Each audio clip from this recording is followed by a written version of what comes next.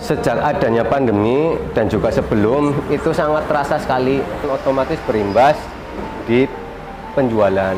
Bahkan beberapa ada yang gulung tikar tidak bisa memproduksi.